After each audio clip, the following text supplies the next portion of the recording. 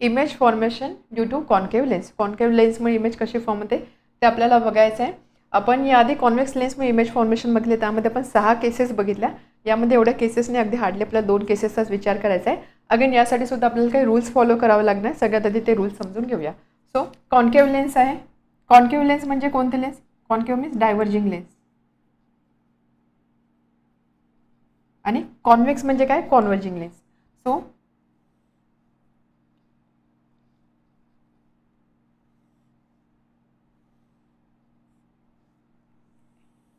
एक concave lens आहे, let's say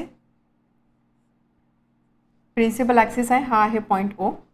okay. त्यानंतर इन्सिडेंट रे. फर्स्ट रूल काय सांगतो की ज्यावेळेस इन्सिडेंट रे ह्या प्रिन्सिपल ॲक्सिसला पॅरलल असतील, incident rays are parallel to principal axis, या केसमध्ये काय होणार आहे? रिफ्रॅक्शन नंतर हा कॉन्केव्ह लेन्स आहे, कॉन्केव्ह लेन्स आहे, त्यामुळे इथे काय होणार आहे?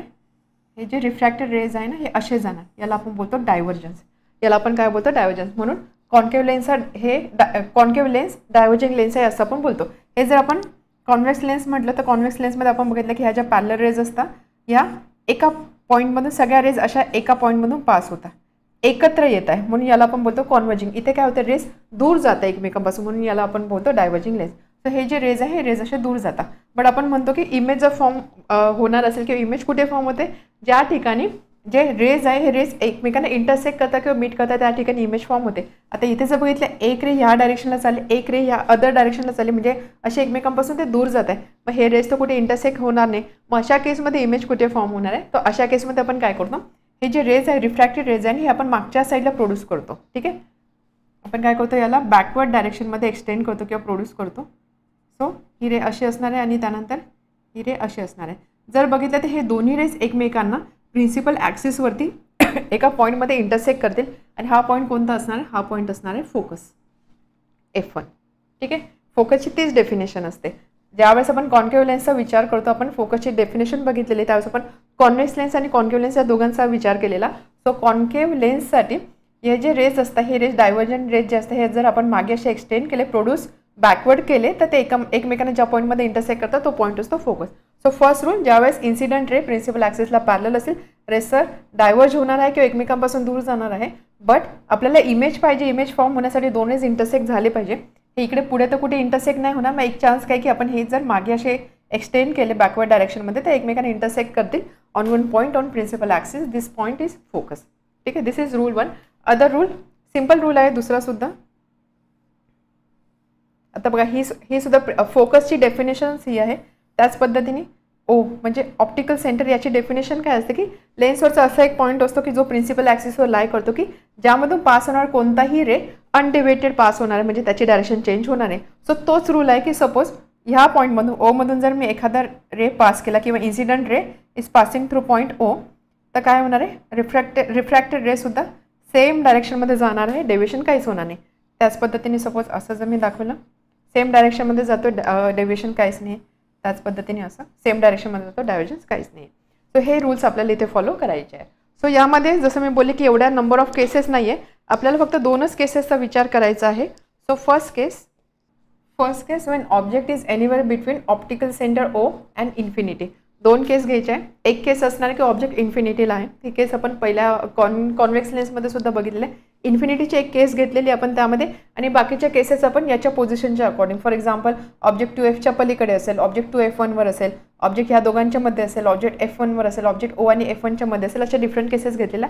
इथे आपल्याला सिम्पल 2च केसेस घ्यायचे आहे. एक की ज्यावेळेस ऑब्जेक्ट इन्फायनाईट डिस्टन्सवरती आहे, इन्फिनिटीवरती आहे, आणि सेकंड केस असणार आहे की ऑब्जेक्ट ह्या ऑप्टिकल सेंटरपासून इन्फिनिटीपर्यंत कुठेही लाय करतो, म्हणजे ऑब्जेक्ट इथे लाय करेल, इथे लाय करेल, इथे लाय करेल किंवा याच्या पलीकडे सुद्धा लाय करेल. अशा केसमध्ये इमेज कशी फॉर्म होते? So first case when object is anywhere between O and infinity, optical centre आणि इन्फिनिटी इथे कुठेतरी ऑब्जेक्ट आहे. तर आपण असं कन्सिडर करूया की लेट्स से ऑब्जेक्ट आहे F1 आणि 2F1च्या मध्ये. ठीक आहे. This is object. ऑब्जेक्टला आपण बोलू AB. एका ॲरोच्या फॉर्ममध्ये आपण दाखवतो A is head and B is tail. Okay. आता यामध्ये इमेज फॉर्मेशन बघायचं आपल्याला, कमीत कमी 2 रेस पाहिजे आहे. सो आपण जे रूल्स बघितले रूल्स आपण यूज करूया. फर्स्ट रूल, ज्यावेळेस इन्सिडेंट रे हा प्रिन्सिपल ॲक्सिसला पॅरलल असतो, when incident ray is parallel to principal axis, यामध्ये काय होतं की रे जो आहे हा इथे रिफ्रॅक्टेड रे असा डायव्हर्जंट असणार आहे, म्हणजे रे असे जाणार आहे, पास होणार आहे. सेकंड रूल, एक रूल आपण बघितला की ऑप्टिकल सेंटरमधून ज्यावेळेस इन्सिडेंट रे जाते तर ती ॲज इट इज पुढे पास होते, म्हणजे ती आपल्या पाथमधनं डेविएट होत नाही. सो अकॉर्डिंग टू सेकंड आपण काय करतो, ए ह्या पॉईंटपासूनच रे कन्सिडर करत आहोत. सो फर्स्ट रे इथे, सेकंड रे ओमधून पास ज्यावेळेस होणार आहे सेकंड रे त्यावेळेस रे ॲज इट इज पुढे पास होणार आहे, ऑप्टिकल सेंटरमधून पास होत आहे. आता 2 रेस तर आपण बघितले. इमेज कुठे फॉर्म होते, ज्या ठिकाणी रेस इंटरसेक्ट होत आहे. एक रे असे जाणार आहे, एक रे असे, एक इकडे चालली एक इकडे चालली, हे दोघं इंटरसेक्ट कसे होणार. मग अशा केसमध्ये आपण काय करतो, रे बॅकवर्ड प्रोड्यूस करतो, मागच्या दिशेला प्रोड्यूस करतो. आता ही जी रिफ्रॅक्टेड रे आहे इकडे चालली, मग याची मागची दिशा म्हणजे ह्या साईडला. सो आपण काय करणार, हे जे रेज आहे असे आपण इकडे एक्सटेंड करणार फर्स्ट रे. आता ही जी रे आहे ही रे ह्या रेला इथे इंटरसेक्ट करते. सो ऑब्जेक्टची इमेज मला कुठे मिळणार, इथे मिळणार आहे.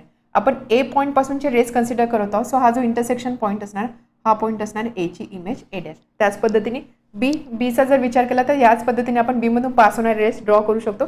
बीची पोझिशन कुठे असणार आहे, बीची इमेज कुठे असणार आहे, इथे बी डॅश. सो इमेज मिळाली अशी. एची इमेज आहे, सो इथे असणार आहे ॲरो. ॲरो एला दाखवलं ए इज हेड, तसं इथे ए डॅश इज हेड असणार आहे. सो इमेज मला कुठे मिळाली, ए डॅश बी डॅश ही इमेज मला मिळाली. इथे जर तुम्ही बघितली इमेज मला कुठे मिळते, लेन्स आहे, लेन्सच्या ज्या साईडला ऑब्जेक्ट होता त्याच साईडला मला इमेज मिळत आहे. सो यावरून आपण काय काय लिहू शकतो, फर्स्ट पोझिशन, इमेजची पोझिशन मला कुठे मिळते, पोझिशन मला मिळते ओ आणि F1 याच्यामध्ये, ऑप्टिकल सेंटर आणि फोकस याच्यामध्ये. So position of image between O and F1. ठीक आहे. त्यानंतर ऑब्जेक्ट असा होता, इमेज अशी मिळाली, ऑब्जेक्ट जसा होता तशीच इमेज मिळाली. म्हणजेच काय, इमेज कशी आहे, इमेज इज इरेक्ट, सरळ आहे बरोबर. जर इमेज मला अशी मिळाली असेल तर मी म्हटलीच इमेज उलटी झाली किंवा इमेज इन्वर्ट झाली. इथे इमेज इन्वर्ट नाही झालेली, जशी होती तशीच मिळालेली आहे. So this is erect image. Erect और अपराईट सुद्धा आपण बोलू शकतो. साईजचा जर विचार केला, ओरिजिनल ऑब्जेक्ट एवढा होता, आता मिळाला इमेज मिळाली एवढी. आता ज्यावेळेस तुम्ही हे ड्रॉ कराल त्यावेळेस आपण स्केलचा यूज करणार आहोत, स्केल मेजरमेंट प्रॉपर यूज करणार आहोत. तर त्यामध्ये तुम्हाला एक्झॅक्ट समजेल, ऑब्जेक्ट एवढा होता तर त्याची इमेज मिळाली एवढी. म्हणजे इमेज साईज कशी आहे, इमेज साईज स्मॉल किंवा स्मॉलर. ठीक आहे. नेक्स्ट काय राहिला, रिअल आहे का व्हर्च्युअल आहे. आता इथे ही रे अशी आहे, ही रे ॲक्च्युअल रे एकमेकांपासून दूर जाते. आपण काय केलेलं, मागे प्रोड्यूस केलेलं आहे, म्हणजे रेस ॲक्च्युअलमध्ये मीट करत नाही आहे, दे अपियर टू मीट. आपल्याला असं दिसते की ते एकमेकांना मिळत आहे, आपल्याला असा भास होतो की ते एकमेकांना एका पॉईंटमध्ये येऊन मिळत आहे. अशा केसमध्ये जी इमेज आहे ती रिअल असते का व्हर्च्युअल असते. ज्यावेळेस रे ॲक्च्युअलमध्ये एकमेकांना इंटरसेक्ट करतं आणि जे आपण एखाद्या स्क्रीनवर बघू शकतो त्या केसमध्ये इमेज रिअल असते. या केसमध्ये इमेज कशी असणार आहे, व्हर्च्युअल इमेज. याला आपण काय बोलणार, व्हर्च्युअल इमेज. इमेज कुठे मिळते, same side of the object. Object ज्या साईडला होता तिथेच आपल्याला इमेज मिळत आहे. आणि आपण ज्यावेळेस कॉन्व्हेक्स लेन्सचा अभ्यास केला त्यावेळेस मी सांगितलेलं की ज्यावेळेस इमेज रिअल असते आणि ज्यावेळेस इमेज व्हर्च्युअल असते. रिअल असेल तर नेहमी रिअल इमेज जी असते ती नेहमी इन्व्हर्टेड असते आणि व्हर्च्युअल इमेज जी असते ती नेहमी इरेक्ट असते किंवा सरळ असते. ठीक आहे. त्यामुळे जर इमेज व्हर्च्युअल असेल तर ती इरेक्ट असलीच पाहिजे, इमेज जर इन्व्हर्टेड असेल तर रिअल असलीच पाहिजे. या ठिकाणी आपल्याला इमेज व्हर्च्युअल मिळते, इमेज इरेक्ट मिळालेली आहे का, yes image is erect. So virtual आणि इरेक्ट हे नेहमी एकत्र असतात. ठीक आहे, समजलं. एक केस आपण बघितला. आता यामध्ये तुम्ही दुसऱ्या सुद्धा केसेस घेऊ शकता. फॉर एक्झाम्पल रिझल्ट तुम्हाला सेमच मिळणार आहे, ओ F1 टू F1. आपण काय केस घेतलेली, आपण कन्सिडर केलं की F1 आणि 2F1च्या मध्ये ऑब्जेक्ट आहे. सपोज ऑब्जेक्ट आता इथे असता, इथे राहिला असता. ठीक आहे. ऑब्जेक्ट जर आता मी काय कन्सिडर करते, ऑब्जेक्ट 2F1च्या पलीकडे आहे. या केसमध्ये काय होणार, जस्ट आपण व्हेरीफाय करूया. एक पॅरलल रे आपण अशी कन्सिडर केली, इथे ना डायव्हर्जन अशी बाहेर जाणार आहे. एक ऑप्टिकल सेंटरमधून पास होणारी रे कन्सिडर केली, ती ॲज इट इज जाणार आहे. 2 रे कुठे इंटरसेक्ट करतील, ज्यावेळेस ही मागे प्रोड्यूस करेल, म्हणजे असे प्रोड्यूस करेल. हा जो पॉईंट असणार आहे, हा पॉईंट इथे असणार आहे इमेज. सो हा ऑब्जेक्ट होता AB, याची इमेज मिळाली मला A dash B dash. Image कुठे मिळाली मला, O आणि F1 याच्यामध्ये, O आणि F1 याच्यामध्येच मिळाली. याच्यापेक्षा लहान साईजचीच आहे, सरळच आहे. AB होती, इथे A डॅश B डॅशच मिळाली, म्हणजे इरेक्ट इमेज आहे.